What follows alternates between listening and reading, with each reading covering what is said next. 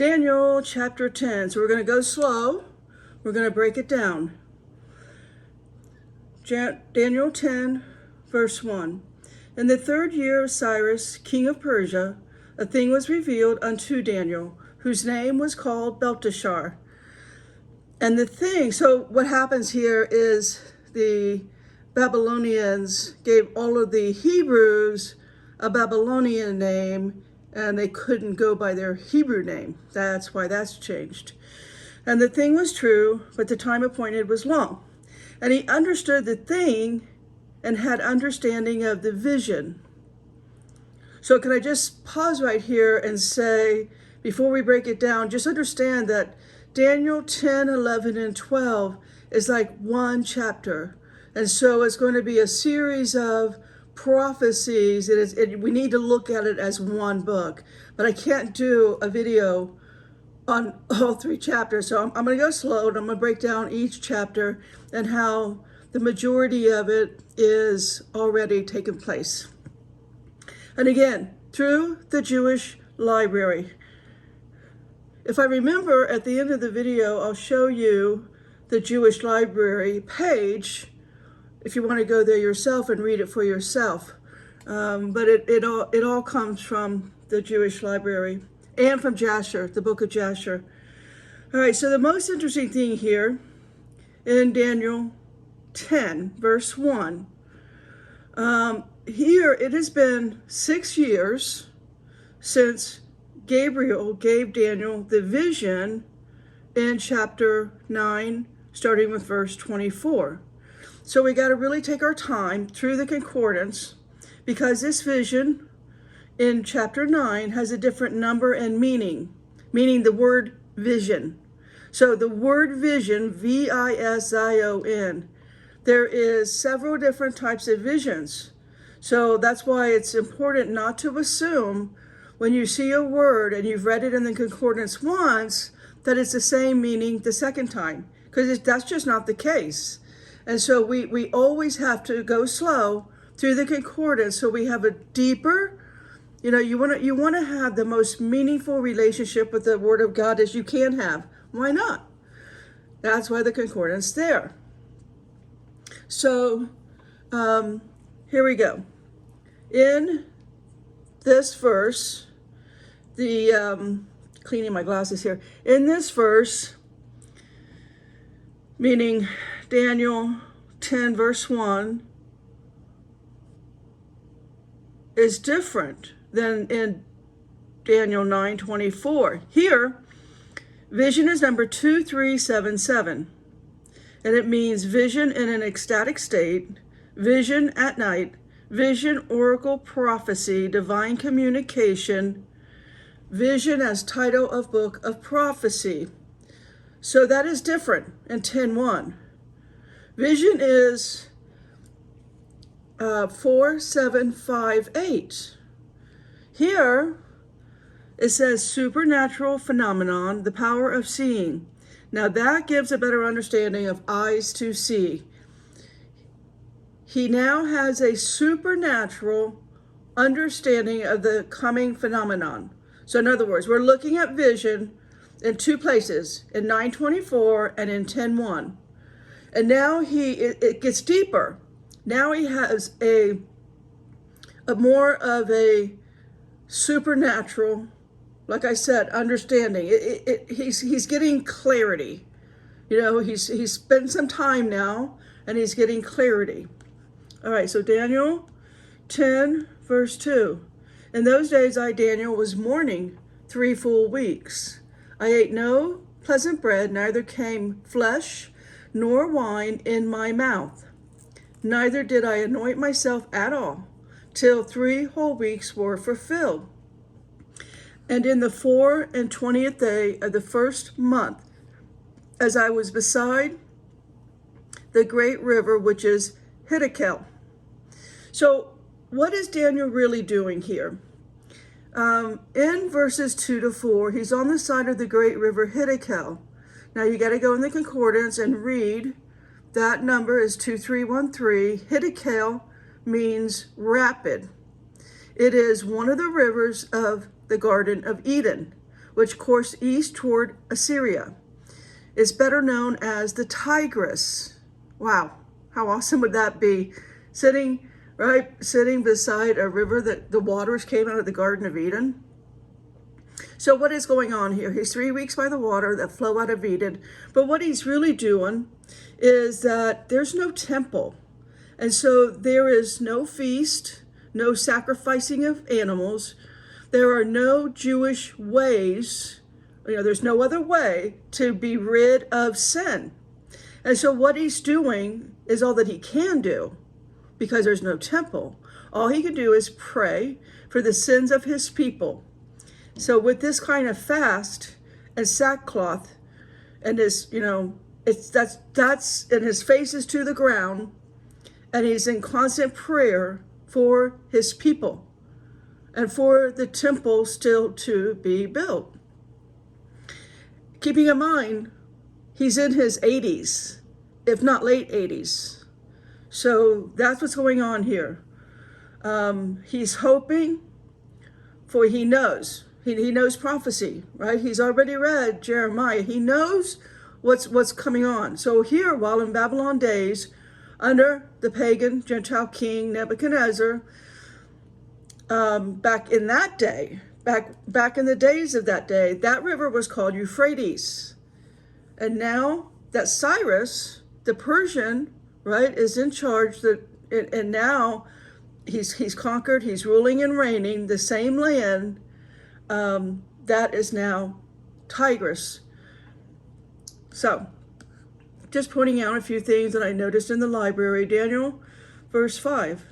Then I lifted up my eyes and looked, and behold, a certain man clothed in linen, whose loins were girded with fine gold of Uphaz. Now, this is a description of Jesus, right? This is Jesus Christ, who has not yet been born, who has not yet walked the earth. Jesus comes to Daniel here and appears the same way he will appear to John the Revelator.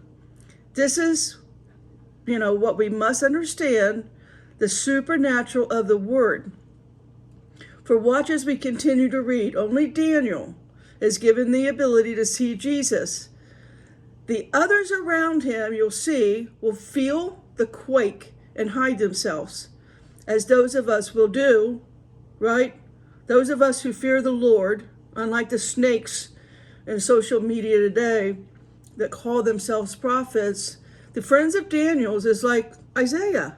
Woe, for I am undone.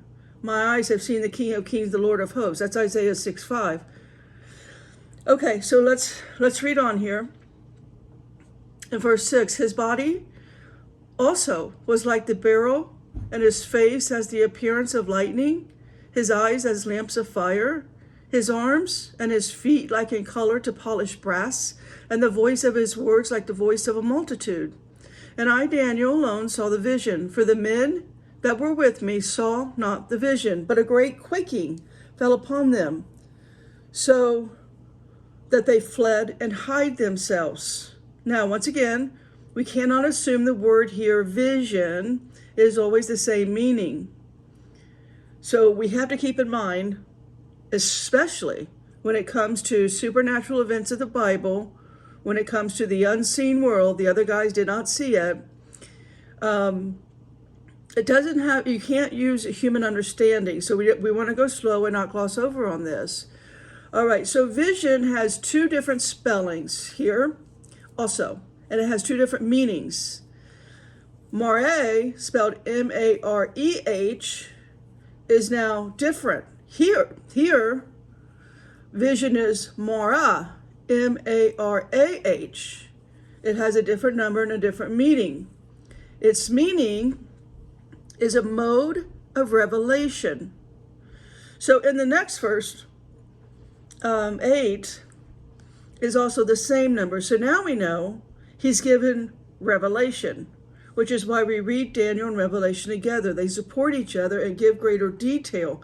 So as we move forward, on our understanding of the end times, as which we are in, we'll read this description below of how John sees Jesus in Revelation 1:13-18.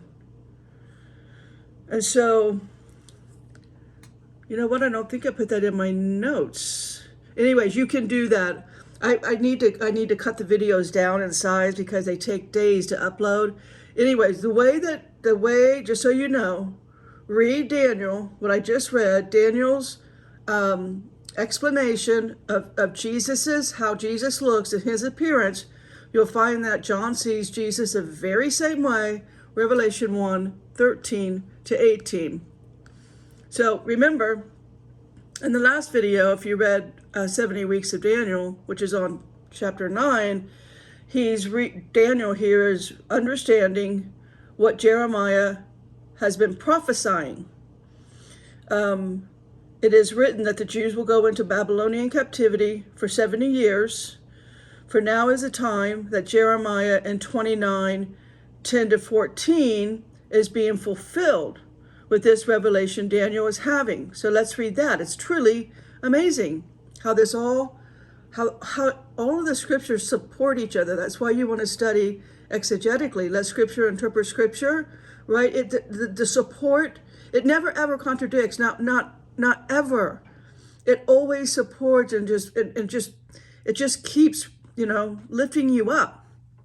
Okay, so what's going on here is Jeremiah 29:10-14.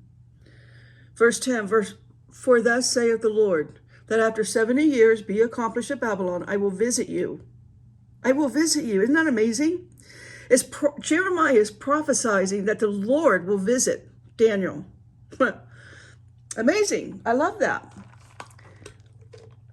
Because Daniel is the prime minister now. So Daniel's going to let everybody know. That's why he's coming, because Daniel is prime minister. He's the second head of Persia. He's right underneath the king. Daniel has a very high position of authority. So Jeremiah is saying, for thus saith the Lord, that after 70 years be accomplished at Babylon, I will visit you and perform my good word towards you, and causing you to return to this place. The Lord in this verse, so just to be clear, it is the number 3068. It is actually Jesus, Jehovah, not an angel. I think a lot of people read this, as I did in my beginning days, and thought I was an angel. It's not. It's Jesus. And also, in the beginning of this verse, it says, after 70 years be accomplished at Babylon, where it's still the same place, but it's just under a new king, Cyrus the Great, the Persian Empire. So that is what's happening in Daniel 10. Jesus is visiting Daniel here and revealing the future of Israel, and the temple of the Jews will return to the land the Lord has promised them, which takes place another 2,600 years later. Another 2,600 years later, to be fulfilled as the Jews come back together in one nation, May 14, 1948. And one day, U.S. President Harry Truman declared Israel a nation. So all that was prophesied. Here we go back into Jeremiah 29, verse 11. For I know the thoughts that I think towards you, saith the Lord, thoughts of peace, not of evil, to give you an expected end, their land. Then shall ye call upon me, ye shall go and pray unto me, and I will hearken unto you. You shall seek me and find me, when you search for me with all of your heart. And I will be found of you, saith the Lord. I will turn away your captivity. I will gather you from all the nations, from all the places whither I have driven you, saith the Lord. I will bring you again into a place whence I caused you to be carried away captive. So, the Lord is saying, I will bring you all back to Jerusalem, where you were captured by the Babylonians. This is a future, it won't take place for another 2,600 years, but it happened. All right, and it's back to Daniel 10 and verse 8. Therefore I was left alone, I saw this great vision, and there remained no strength in me, for my comeliness was turned in me into corruption, and I retained no strength. Okay, so now, as we move forward with this, first, it is Jesus who comes and turns Daniel here upright. But then, in a very quick transition, God is going to send Gabriel to give him an understanding of the days to come in the latter days. Okay, so let's read this transition in verse 9. Yet heard I voice of his words, and when I heard the voice of his words, then was I in deep sleep on my face, and my face toward the ground. So here, Jesus leaves and immediately calls upon Gabriel, come. So he's asleep. He's in a deep sleep on the ground.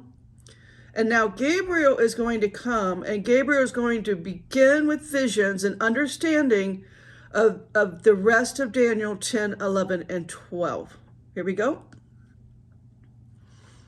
Verse 10, and behold, a hand touched me, which set me upon my knees and upon the palms of my hands. And he said unto me, O Daniel, a man greatly beloved, understand the words that I speak unto thee. Stand upright, for unto thee I am now sent. That's Gabriel. Jesus sent Gabriel.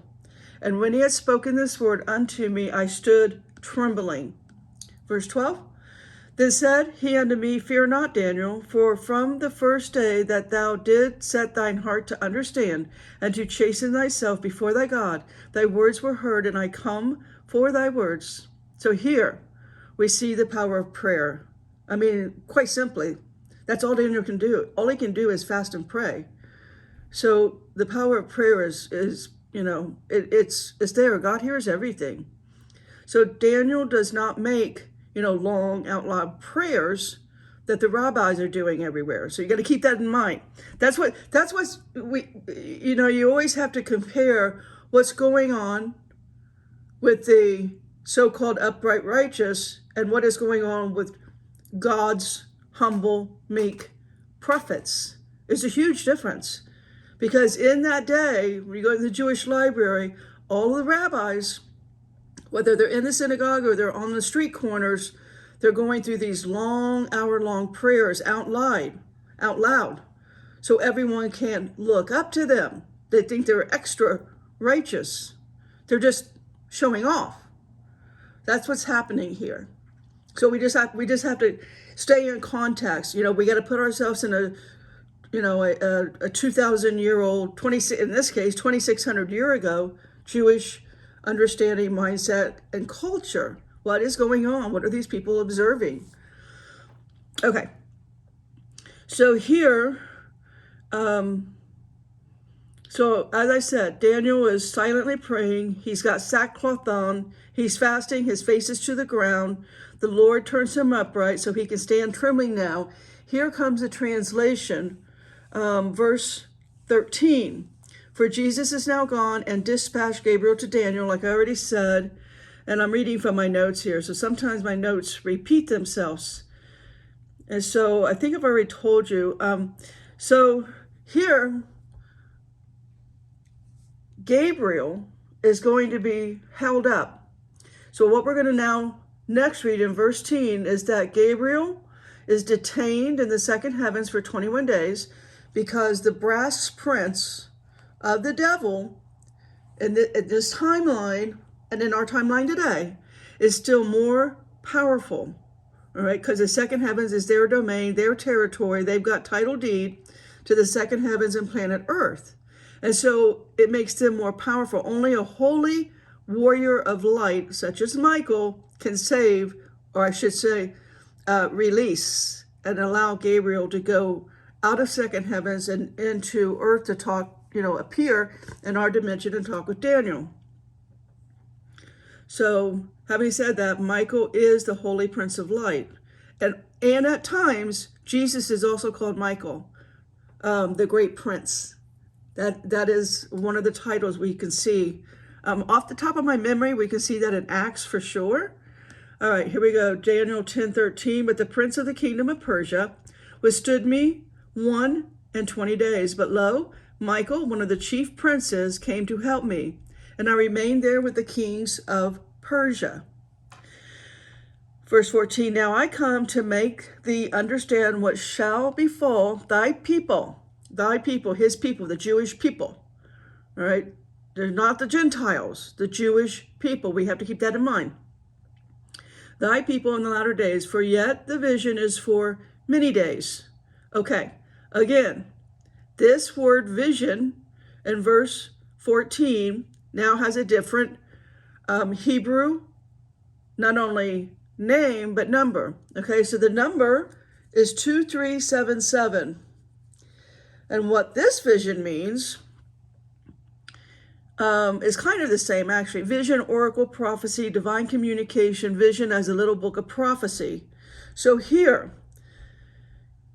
is where in Daniel 8 speaks about 2300 days in prophecy concerning a persecution of the Jewish people during the intertestamental period.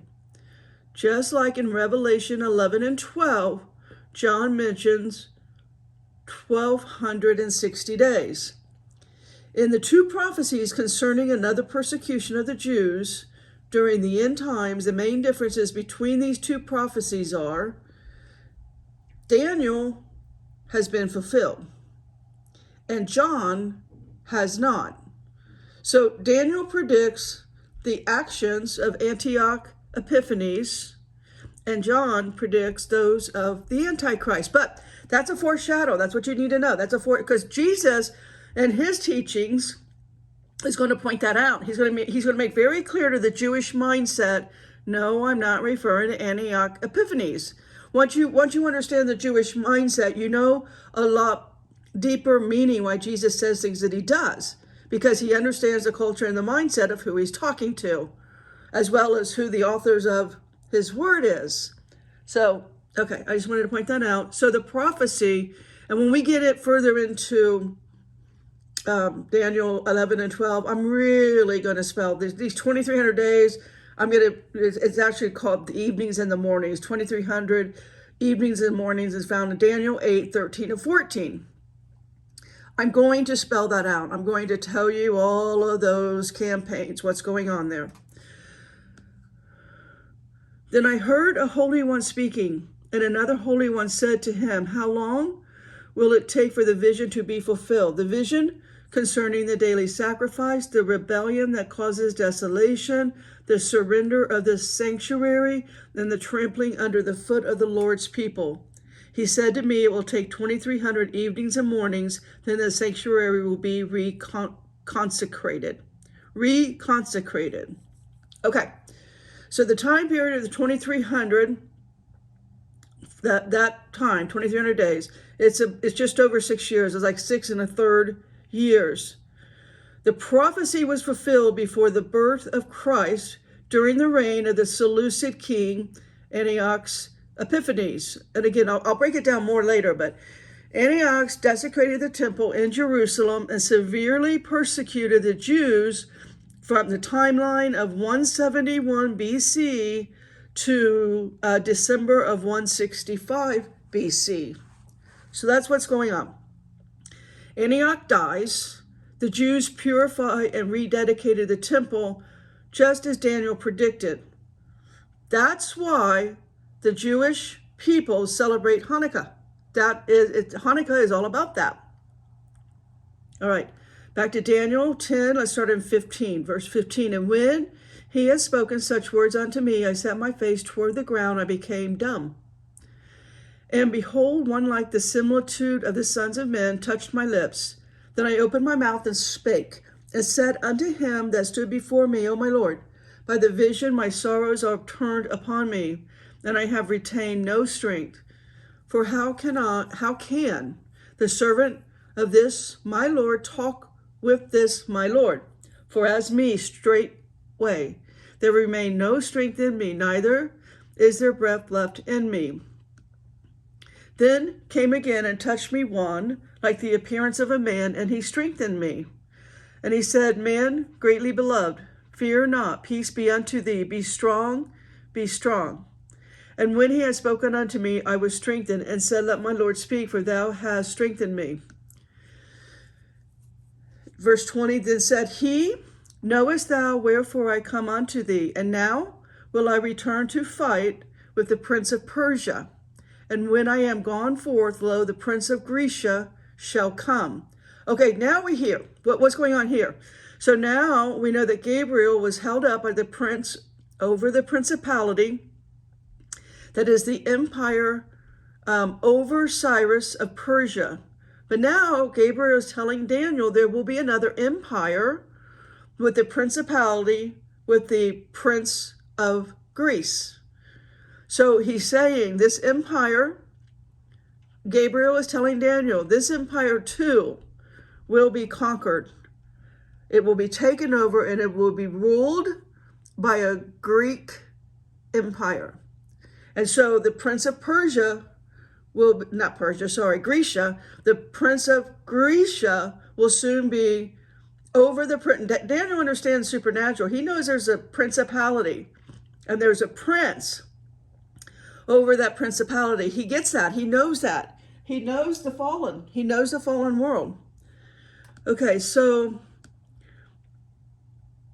Daniel knows this, and that is exactly what happened. In 478 to 449 BC, after a long-standing battle, here is the small rundown. The Greco-Persian Wars, 492 to 449 BC, series of wars fought by the Greeks and Persia over a period of almost half a century. The fighting was most intense during the two invasions in Persia launched against mainland Greece between 490 and 479. Although the Persian Empire was at the peak of its strength, the collective defense mounted by the Greeks overcame impossible odds and even succeeded in liberating Greek city-states on the fringe of Persia itself. The Greek triumph ensured the survival of the Greek culture, political structures long after the demise of the Persian Empire. And we'll finish out, but I will show thee that which is noted in the scripture of truth, and there is none that holdeth with me in these things, but Michael your prince. So Holy Prince Michael is the prince over all of Israel, and we'll read that later in chapter 12. Again, Daniel 10, 11, and 12 is one long encounter, and Gabriel is going to basically help Daniel with a supernatural understanding of everything, like everything that's going to happen from Daniel's life until the second coming of Christ. And that's why, Potters, we stay in the Word.